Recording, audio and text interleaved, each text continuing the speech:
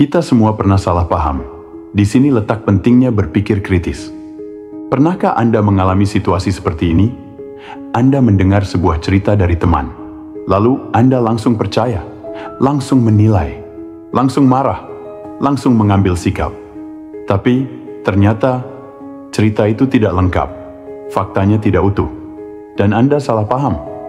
Kalau itu pernah terjadi pada Anda, maka selamat. Itulah bukti bahwa kita semua, tanpa kecuali, butuh kemampuan berpikir kritis. Berpikir kritis bukan hanya urusan akademisi, bukan sekadar debat di ruang kuliah, bukan cuma milik orang yang pandai berbicara. Berpikir kritis adalah senjata bertahan hidup di era sekarang. Ketika informasi berseliweran, opini bersahutan, dan setiap orang bisa menjadi pakar dalam 15 detik video. Namun, ada satu masalah besar. Kita sering menyamakan cerdas dengan reaktif. Kita berpikir cepat berarti pintar. Padahal, seringkali berpikir cepat adalah jalan tercepat menuju kesalahan. Maka, berpikir kritis justru meminta kita untuk pelan, untuk diam sejenak, menimbang, mencerna, dan baru kemudian bertindak. Di sepanjang video ini, saya akan membawa Anda melihat bahwa berpikir kritis bukanlah bakat, tapi keterampilan. Dan lebih dari itu, berpikir kritis bisa dibangun dari pengalaman harian Anda sendiri. Dari cara Anda menyikapi kabar di grup keluarga, dari keputusan belanja yang Anda buat, dari cara Anda menanggapi orang yang berbeda pandangan, bahkan dari bagaimana Anda berbicara pada diri sendiri saat sedang bingung. Inilah saatnya kita melatih pikiran kita, bukan untuk menang debat, tapi agar kita bisa mengambil keputusan yang lebih jernih, bijak, dan bertanggung jawab. Kita akan mulai dari yang paling dasar. Apa itu berpikir kritis dan apa yang bukan? Mari kita masuk ke segmen pertama. Sebelum kita lanjut, saya ingin Anda subscribe dulu channel ini dan aktifkan lonceng notifikasinya.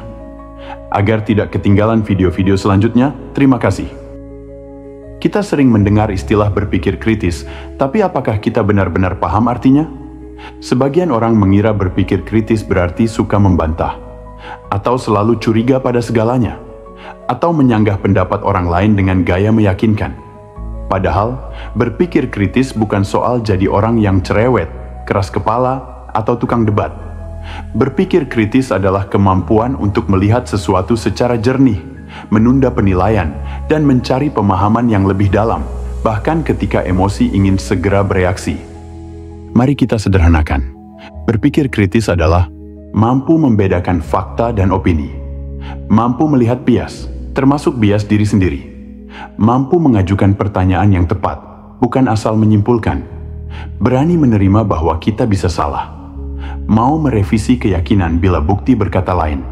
Misalnya, Anda mendengar, harga kebutuhan pokok naik karena kebijakan A.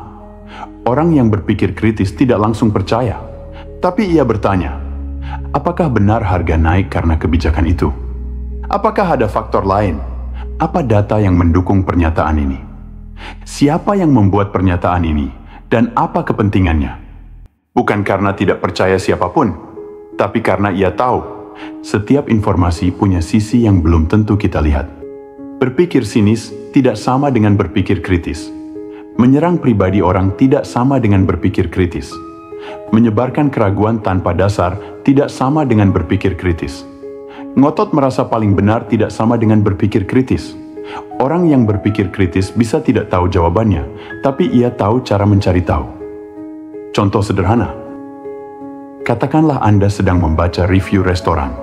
Seseorang menulis, tempat ini jelek, makanannya hambar, pelayanannya buruk. Tanpa berpikir kritis, Anda mungkin langsung membatalkan rencana makan di sana. Tapi orang yang berpikir kritis bertanya, apakah ini pendapat mayoritas atau hanya satu orang? Apa standar hambar menurut dia? Apakah ada kondisi khusus yang membuat pelayanannya jelek hari itu? Hanya dengan mengajukan beberapa pertanyaan, Anda sudah mengaktifkan mode berpikir kritis. Orang yang berpikir kritis tidak sombong dengan logikanya. Ia tahu bahwa berpikir kritis bukan soal menunjukkan bahwa orang lain bodoh, tapi tentang membantu diri sendiri dan orang lain agar tidak salah arah dalam memahami dunia. Berpikirlah kritis bukan untuk menang, tapi untuk memahami. Hari ini, kita hidup dalam era informasi. Tapi sayangnya, banyak informasi tidak berarti banyak kebenaran. Justru semakin banyak yang kita terima, semakin sulit kita tahu mana yang bisa dipercaya. Inilah mengapa berpikir kritis adalah tameng utama di tengah dunia yang gaduh. Informasi tidak lagi netral.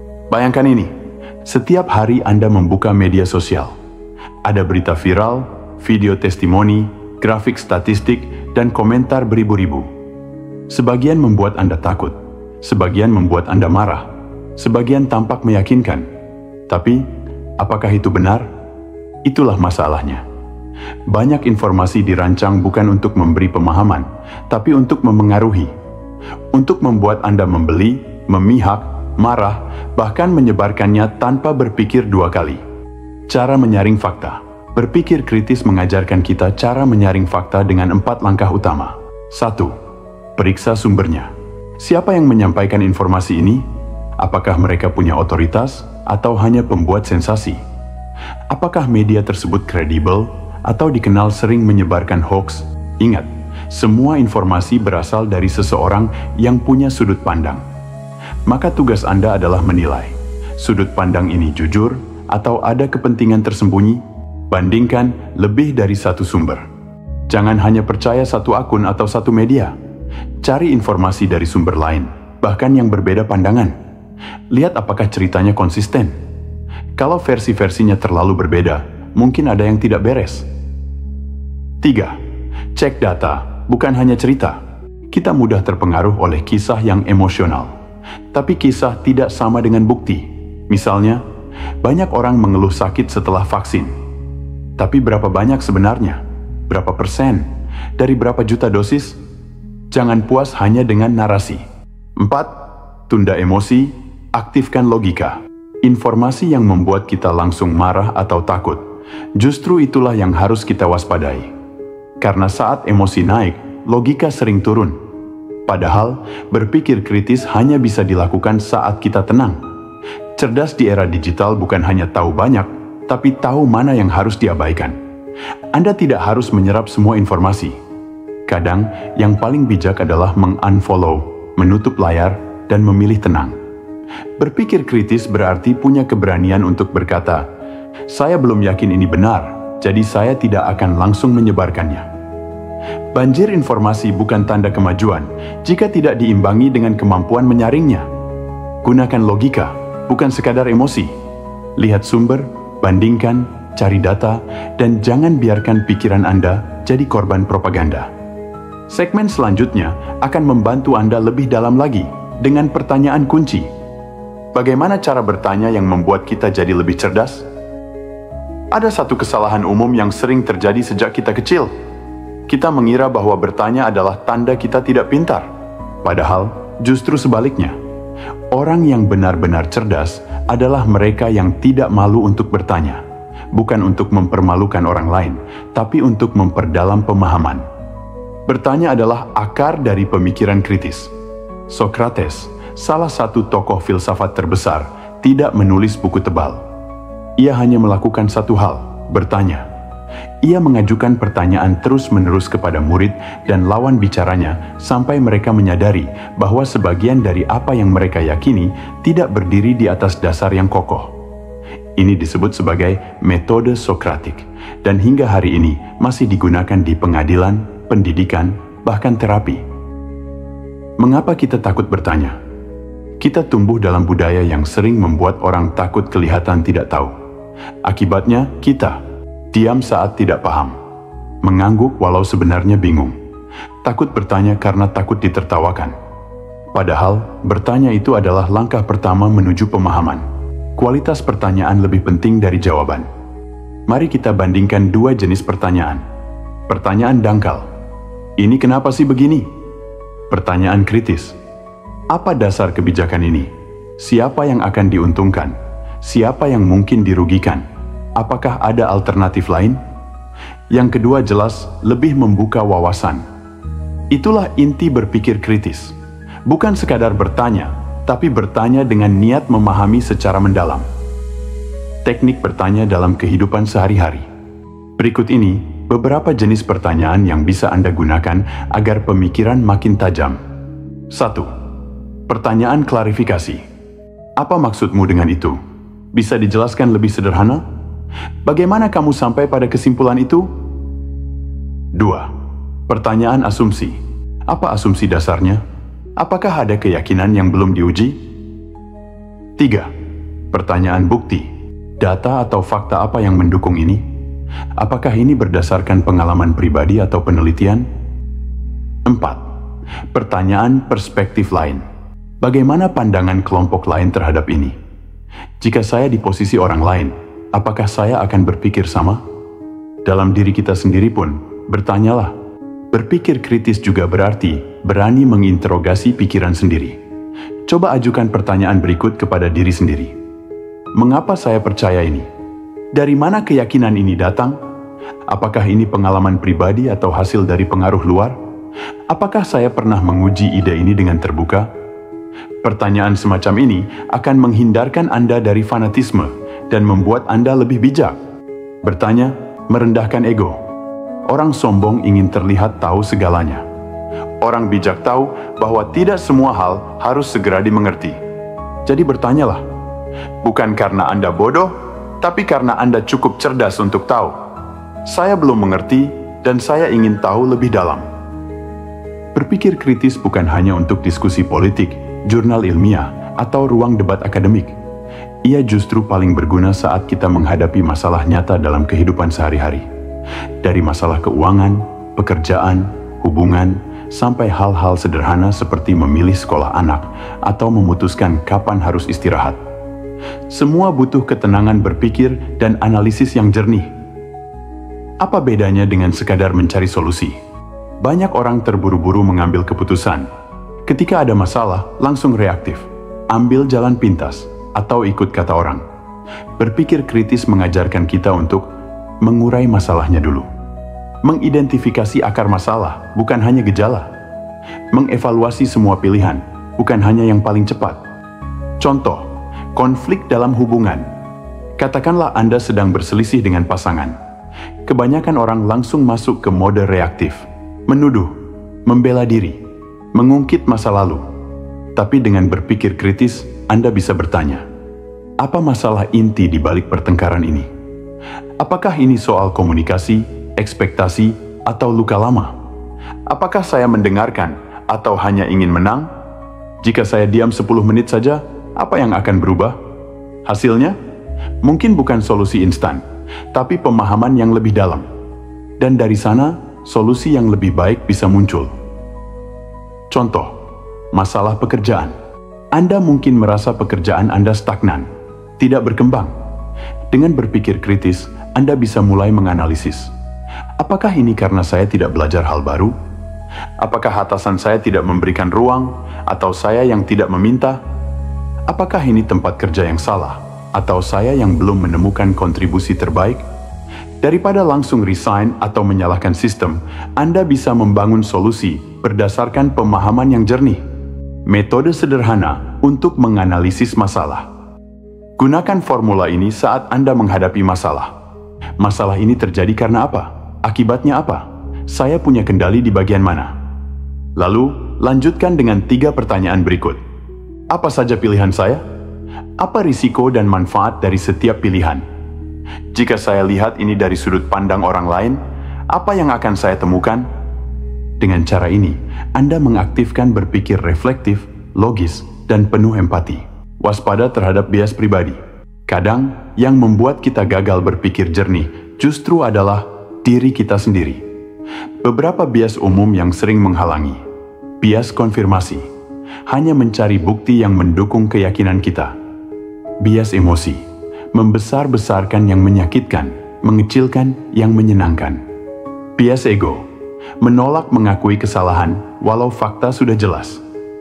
Berpikir kritis mengajarkan kita untuk menyadari bias dan tidak langsung percaya pada kata hati sebelum diuji logika. Masalah akan terus datang. Tidak ada hidup yang steril dari tantangan. Tapi dengan pikiran yang jernih, Anda bisa merespons, bukan bereaksi. Dan itu jauh lebih kuat. Melatih diri agar semakin kritis dan tajam dalam berpikir. Berpikir kritis bukanlah bakat bawaan. ia adalah keterampilan yang tumbuh lewat latihan, kesabaran, dan keberanian untuk mempertanyakan kebiasaan berpikir kita sendiri. Kabar baiknya, semua orang bisa melatihnya.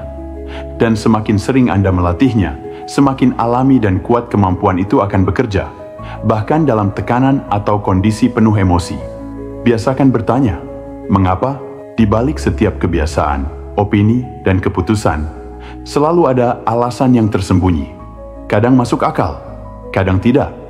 Tapi kalau Anda tidak pernah bertanya, Anda akan terus mengikuti pola tanpa sadar. Mulailah membiasakan diri dengan pertanyaan ini. Mengapa saya percaya ini? Mengapa saya merasa begini?